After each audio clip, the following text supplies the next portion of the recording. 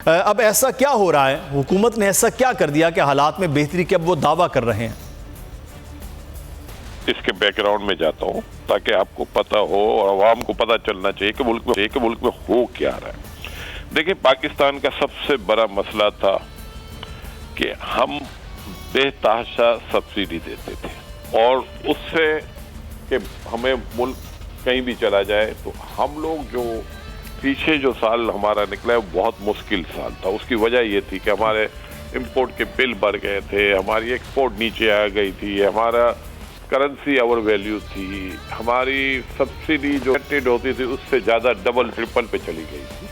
तो गवर्नमेंट जब आई थी तो उनको जाहिर बात है ये सारी चीज़ें दिखी और दिखने के बाद उन्होंने बहुत सारे डिसीजन लिए और बस जाहिर बात है आते ही उनको बहुत सारे टफ डिसीजन लेने पड़े। $11 बिलियन की आपकी रीपेमेंट सर पे खड़ी हुई थी।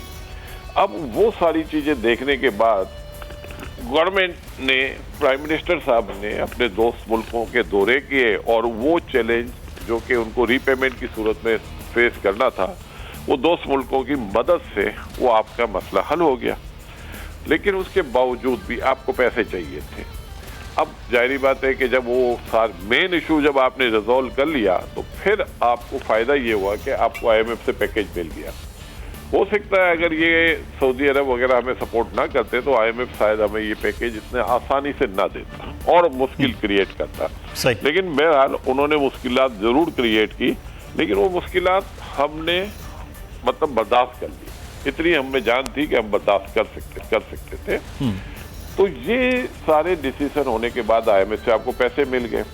इसके बाद जाहिर बात है कि जो डिवैल्यूएशन जो रुपये हमारा था एक्चुअल अंडर वैल्यू आया हुआ था, तो हमने देखा कि उसमें भी बेहतरी आनी शुरू हो गई, रुपये स्ट्रॉन्ग होना शुरू हुआ, तो ये भी हमें एक बेनिफिट मिला।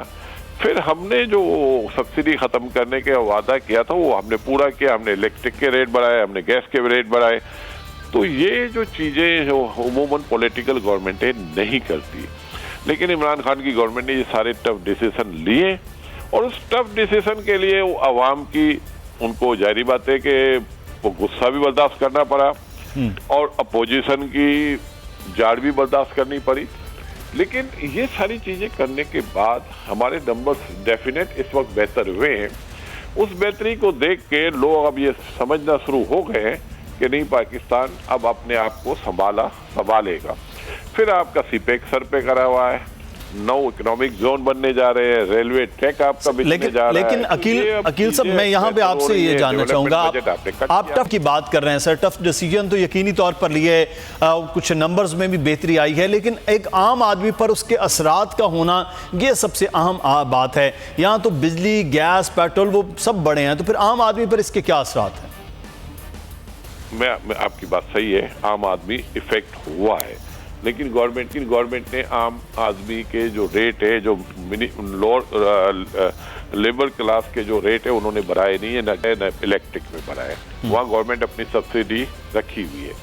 लेकिन मैं ये कह रहा हूँ कि आम आदमी को तो जब फायदा होगा ना कि पाकिस्तान का रुपये स्ट्रॉन्ग हो, पाकिस्तान में एक्टिविटीज हो, पाकिस्तान के ट्रेड डेफिसिट ना बढ़े, पाकिस्तान की एक्सपोर्ट बेहतर हो, पाकिस्तान में आपके जो आपने इलेक्ट्रिसिटी इतनी बड़ी तादाद में लगा ली है, आपकी इंस्टॉल कैपेसिटी ज़्यादा हो गई है और वो जो बिजनेस एक्टिविटीज़ जो आप एक्सपेक्ट कर रहे थे वो शुरू हो जाए, तो मेरा ये ख्याल है कि जब ये चीज़ें होंगी तो रोज़गार लोगों को मिलेगा, लोगों की सैलरीज बेहतर होगी, तो उस सूरत में तो आपको फ़ायदा होगा। लेकिन अगर आपका मुल्क जिस तरह पीछे मुश्किल में चला गया था, अगर उस तरह मुश्किल में जाता है तो ज़्यादा नुकसान होता है आम आदमी को। मैं ये समझता हूँ अब इस मुल्क में डिमांड भी निकलेगी और लोगों को रोज़गार भी मिलेगा, को अच्छी सैलरीज भी मिलेगी।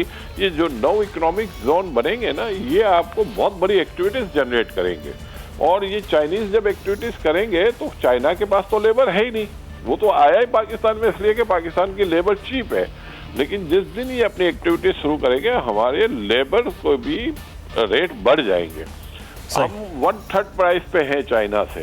तो ये मैं समझता हूँ कि जब लोगों को रोजगार मिलना शुरू हो जाएगा, मुल्क में ग्रोथ आनी शुरू हो जाएगी, मुल्क के इन्फ्लेशन के नंबर नीचे जाएंगे, तो आप आवाम उसकी बेनिफिशियरी होगी। ठीक। लेकिन जाहिर बात है कि आम आवाम 1 साल 1.25 साल परेशान जरूर रही है, बिल्कुल, लेकिन ये जो बेहतरी आ रही है अगर ये सस्टेन कर गई और हमने जल्द डिसीजन अच्छे लिए तो मैं ये समझता हूँ बहुत जल्द आने वाले दिन में आप बिल्कुल ये सब्सक्राइब करें और बेल दबाएं ताकि कोई खबर रह न जाए।